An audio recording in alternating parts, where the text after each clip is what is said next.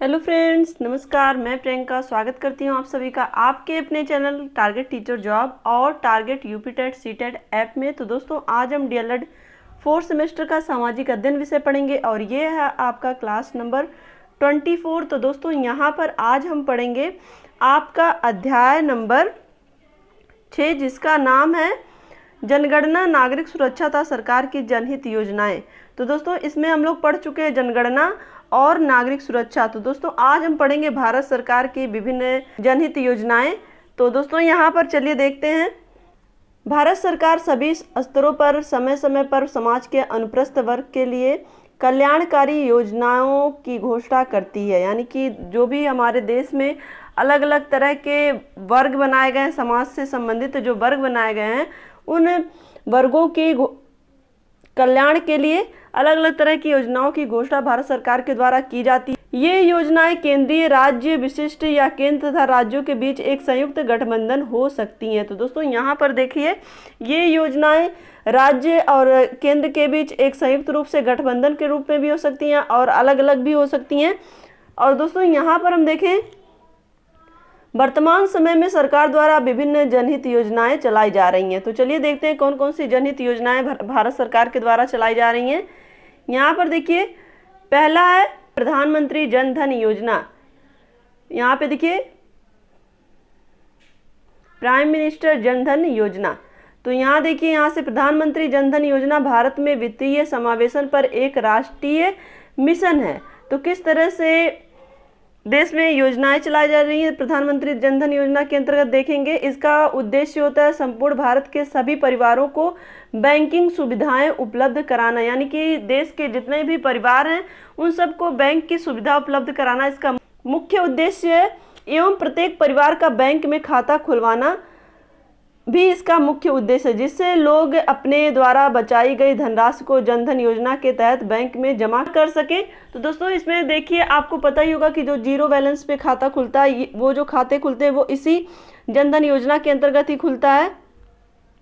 और दोस्तों, यहाँ पर देखें, जो भी व्यक्ति जनधन योजना के तहत बैंक में खाता खुलवाता उसे रुपए डेबिट कार्ड के साथ रुपए 1 लाख का दुर्घटना बीमा भी प्रदान किया जाता है। तो दोस्तों, ये बहुत ही बड़ी योजना है सरकार की। तो इसमें आपको पता ही होगा कि इसके अंतर्गत दुर्घटना बीमा भी होता है 1 लाख रुपए का, और साथ ही इसमें जीरो बैलेंस पे खाते खुलवाए जाते हैं, जिससे कि जो देश के प्रत्येक परिवार में बैंकिंग सुविधा उपलब्ध हो।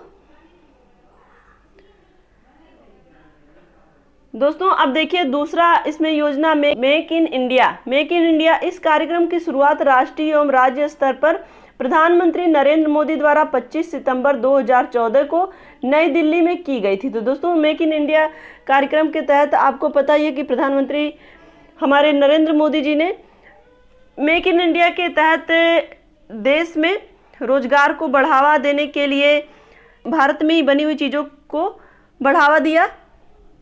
देखिए, इस कार्यक्रम के अंतर्गत भारत में नई टेक्नोलॉजी का विकास कर भारत में ही बनाए जाने वाले उत्पादों को बढ़ावा देना। इस कार्यक्रम को सफल बनाने के लिए प्रधानमंत्री नरेंद्र मोदी जी ने कई देशों की आईटी कंपनियों एवं उनके एमडी और सीईओ से मुलाकात कर उन्हें भारत में निवेश करने के लिए अभिप्रेरित भी किया था। तो दोस्तों, यहाँ पर देखिए, टेक्नोलॉजी का विकास करने के साथ साथ प्रधानमंत्री ने अपने देश की बने हुए उत्पादों पर अधिक ध्यान दिया, और साथ ही यहाँ पर इसकी सफलता के लिए प्रधानमंत्री नरेंद्र मोदी जी ने आईटी कंपनियों और उनके जो भी एमडी और सीईओ थे उनसे मुलाकात भी की और उन्हें भारत में निवेश करने के लिए अभिप्रेरित भी किया कि आगे, जिससे कि हमारे देश की भी उन्नति होगी। और साथ ही साथ जब बाहरी निवेशी यहाँ पे आएंगे तो कहीं ना कहीं भारत के लोग भी अलग अलग तरह से जागरूक होंगे, अलग अलग तरह के प्रोडक्ट बनाने के प्रति जागरूक होंगे, और इस तरह से देश में कंपनियों का विकास होगा। क्लियर। यहाँ पे देखिए, नंबर 3 है पंडित दीनदयाल उपाध्याय श्रमेव जयंती कार्यक्रम। तो दोस्तों, इस कार्यक्रम की शुरुआत प्रधानमंत्री नरेंद्र मोदी द्वारा 16 अक्टूबर 2014 को की गई, और इस कार्यक्रम की शुरुआत करते हुए प्रधानमंत्री नरेंद्र मोदी जी ने कहा कि राष्ट्र निर्माण के लिए श्रम की जरूरत है।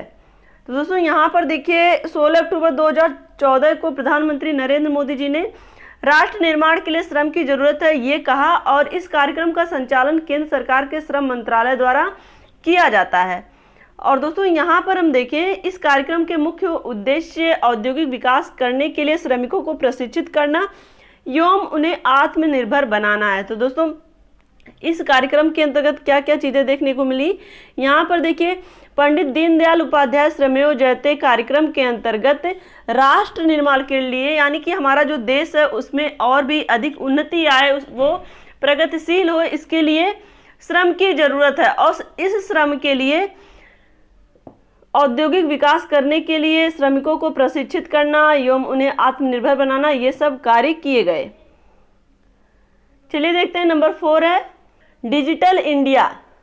दोस्तों इसमें जो भी योजनाएं आप पढ़ रहे हैं, ऐसा नहीं है कि आपने इसका कभी नाम नहीं सुना, जैसे मेक इन इंडिया या फिर प्रधानमंत्री जनधन योजना या फिर डिजिटल इंडिया। दोस्तों डिजिटल इंडिया का मतलब क्या होता है कि देश में एक टेक्नोलॉजी ऐसी विकसित हो जिसकी वजह से पूरा जो देश है वो डिजिटल इंडिया के रूप में विकसित हो सके, यानी डिजिटलाइजेशन हो सके। क्लियर? तो यहाँ पर देखिए, डिजिटल इंडिया कार्यक्रम का उद्घाटन प्रधानमंत्री नरेंद्र मोदी द्वारा दिल्ली के इंदिरा गांधी इंडोर स्टेडियम में 1 जुलाई 2015 को किया गया। इसके उद्घाटन समारोह में देश के प्रमुख उद्योगपति शामिल हुए थे और इस कार्यक्रम के द्वारा देश के सभी गांवों एवं शहरों का डिजिटलीकरण किया जाएगा और इस योजना की समय सीमा वर्ष 2019 तक निर्धारित की गई। तो दोस्तों यहाँ पर देखिए, इस कार्यक्रम का जो उद्देश्य रखा गया वो ये रखा गया कि देश के सभी गांवों और शहरों में एक क्रांति आएगी। किस तरह की? डिजिटल क्रांति आएगी, जहां पर अधिक से अधिक हम ऐसी टेक्नोलॉजी का यूज करेंगे, ऐसी टेक्नोलॉजी का विस्तार करेंगे जिससे कि भारत में दूर संचार क्रांति आए और साथ ही इसकी वजह से देश में कहीं ना कहीं ऐसी क्रांति आए जिससे लोग एक दूसरे से जुड़े भी और साथ ही इसकी वजह से वो अपने कार्यों में और तेजी ला पाएं। तो दोस्तों यहाँ पर देखिए, इसकी जो सीमा निर्धारित की गई थी ये वर्ष 2019 तक निर्धारित की गई थी। क्लियर? यहाँ पर देखिए, भारत सरकार की स्वरोजगार योजनाएं। तो दोस्तों इसके पहले हमने देखा कि भारत सरकार की विभिन्न जनहित योजनाएं, और यहाँ पर हम देख रहे हैं भारत सरकार की स्वरोजगार योजनाएं। तो यहाँ पर देखिए, प्रधानमंत्री रोजगार सृजन कार्यक्रम पहला है।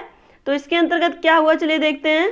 Prime minister employment generation programme PMEGP केंद्र सरकार ने 15 अगस्त से इसे शुरू किया और व्यापार के क्षेत्र में 10 लाख तक की परियोजनाएं इसके अंतर्गत स्थापित की जा सकेंगी। इसके लिए आय सीमा का कोई बंधन नहीं रहेगा। तो दोस्तों यहाँ पर देखिए, व्यापार के क्षेत्र में इसके लिए 10 लाख तक की परियोजनाएं स्थापित की जाएंगी और इसमें आय सीमा का कोई भी बंधन नहीं रहेगा। ये प्रधानमंत्री सृजन कार्यक्रम के अंतर्गत ये सारी चीज़ें व्यापार के लिए और लोगों की सुविधा के लिए ये योजनाएं चलाई गई थी। क्लियर? यहाँ पे देखेंगे, दूसरा नंबर है दोस्तों जयप्रकाश नारायण गारंटी योजना।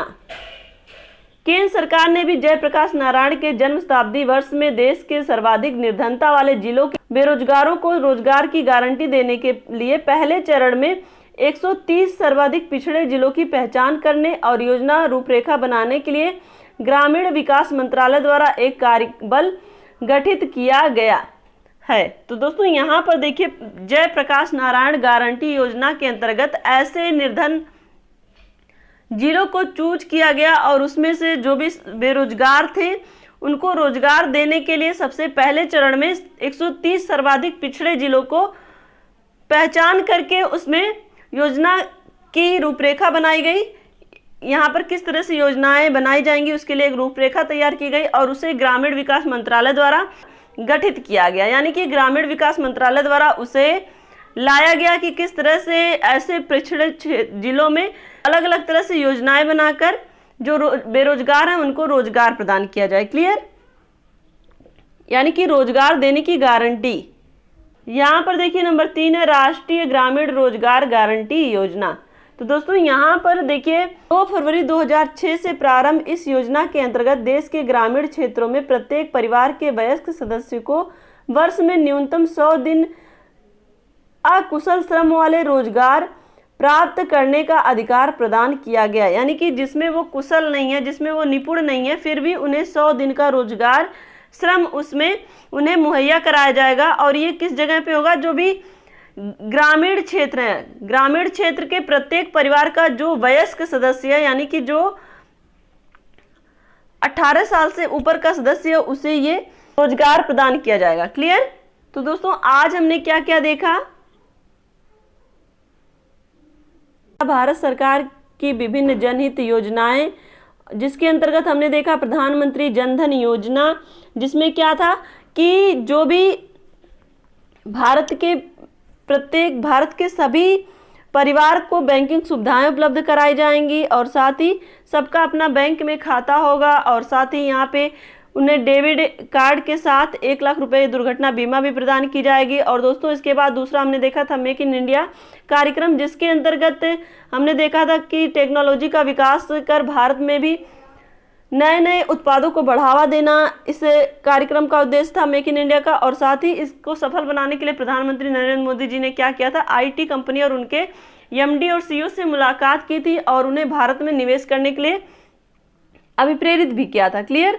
और तीसरा हमने देखा पंडित दीनदयाल उपाध्याय श्रमेव जयते कार्यक्रम, जिसके अंतर्गत देखा कि प्रधानमंत्री नरेंद्र मोदी जी ने कहा कि राष्ट्र निर्माण के लिए श्रम की जरूरत है और इस श्रम के लिए जो कार्यक्रम बनाया गया उसका मुख्य उद्देश्य था कि औद्योगिक विकास करने के लिए श्रमिकों को प्रशिक्षित करना और उन्हें आत्मनिर्भर बनाना। और दोस्तों यहाँ पर देखिए नंबर 4 था डिजिटल भारत। दोस्तों देखिए इसको बहुत शॉर्ट में लिखाने से आपको समझ में नहीं आएगा, इसलिए जितना लिखाया गया ये बहुत ही सही है। आपको अगर शॉर्ट में लिखना तो आप इसमें से भी छांट के लिखिए। तो दोस्तों यहाँ पर देखिए डिजिटल भारत कार्यक्रम का उद्घाटन प्रधानमंत्री नरेंद्र मोदी जी द्वारा दिल्ली के इंदिरा गांधी इंडोर स्टेडियम में किया गया था। कब किया गया था? 1 जुलाई 2015 को। और दोस्तों इस कार्यक्रम के द्वारा देश के सभी गांवों और शहरों का डिजिटलीकरण किया जाएगा और इस योजना का जो समय सीमा निर्धारित की गई थी वो 2019 तक निर्धारित की गई थी। और दोस्तों यहाँ पर देखिए भारत सरकार की स्वरोजगार योजना, जिसके अंतर्गत हमने देखा प्रधानमंत्री रोजगार सृजन कार्यक्रम और जिसमें देखिए 10 लाख रुपए तक की परियोजना इसके अंतर्गत स्थापित की जाएगी और इसके लिए आय सीमा का कोई बंधन नहीं होगा। और दोस्तों उसके बाद हमने देखा था दूसरा जयप्रकाश नारायण गारंटी योजना, जिसमें देश के सर्वाधिक निर्धनता वाले जिलों के बेरोजगारों को रोजगार की गारंटी देने के लिए पहले चरण में 130 सर्वाधिक पिछड़े जिलों की पहचान करके उन्हें योजना की रूपरेखा बनाने के लिए ग्रामीण विकास मंत्रालय द्वारा एक कार्यबल गठित किया जाएगा और उसके बाद उन्हें रोजगार मुहैया कराए जाएंगे। क्लियर? और यहाँ पर देखिए नंबर 3 था राष्ट्रीय ग्रामीण रोजगार गारंटी योजना। दोस्तों ये 2 फरवरी 2006 से प्रारंभ की गई थी और इस योजना के अंतर्गत देश के ग्रामीण क्षेत्रों में प्रत्येक परिवार के वयस्क सदस्य को वर्ष में न्यूनतम 100 दिन की अकुशल श्रम वाले रोजगार प्रदान करने का अधिकार प्रदान किया गया। अकुशल का मतलब जिसमें वो निपुण भी नहीं है फिर भी उन्हें वो रोजगार दिया जाएगा और वो उनका अधिकार होगा। क्लियर? तो दोस्तों आज के लिए बस इतना ही। वीडियो को लाइक करिएगा, अपने दोस्तों के साथ शेयर करिएगा और अगर आप चैनल पर नए हैं तो प्लीज़ चैनल को सब्सक्राइब कर दीजिएगा दोस्तों, क्योंकि आपको पता ही है कि हमारे यहाँ बहुत ही गर्मी है और इस गर्मी में आपके लिए बिना फैन बिना एसी के वीडियो बनाना बहुत ही मुश्किल होता है। फिर भी हम आपके लिए इतनी मेहनत करते हैं तो आप हमारे लिए इतना ज़रूर करिए कि वीडियो को शेयर करिए और अगर चैनल पर नए हैं तो प्लीज़ सब्सक्राइब ज़रूर कर दीजिए। और दोस्तों मैंने एक न्यू ब्लॉग चैनल स्टार्ट किया जिसका नाम है परी की मॉम, तो आप उसको भी सब्सक्राइब जरूर कर लीजिएगा। तो इसी तरह से दोस्तों अपनी मेहनत जारी रखिए, अपना ध्यान रखिए, अपनों का ध्यान रखिए, अपने आसपास सफाई रखिए। हमसे जुड़ने के लिए बहुत बहुत धन्यवाद। जय हिंद।